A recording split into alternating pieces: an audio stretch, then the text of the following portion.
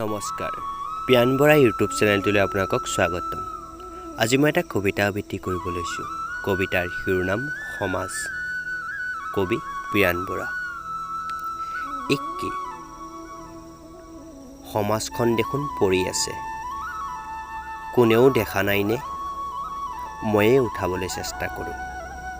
নাই, অকলে মোৰ বাবে সম্ভৱ নহয়, কাৰোবাৰ সহায় বিচাৰিব লাগিব।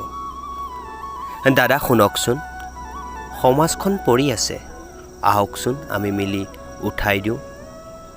দাদা বেয়া নাপাব, মই চাকৰি কৰা মানুহ, সমাজৰ কামত গুৰুত্ব দিবলৈ সময় নাই, মই আপোনাক সহায় কৰিব নোৱাৰিম। তাকেই কৈ মানুহজন আঁতৰি গ'ল। আন এজন মানুহৰ কাষ চাপিলোঁ। দাদা, কেনেকৈ সমাজখন পৰি আছে, আহকচোন মোক অলপ সহায় কৰি দিয়ক। দাদা বেয়া নাপাব, মোৰ ঘৰ সংসাৰ থকা মানুহ, সমাজৰ কামত যদি মই চকু দিওঁ, মোৰ ঘৰখন কেনেকৈ চলিব?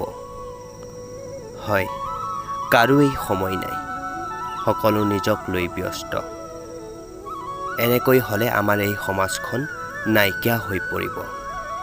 ব্যস্ততাৰ মাজত এই সমাজখন লাহে লাহে ডুব গৈছে।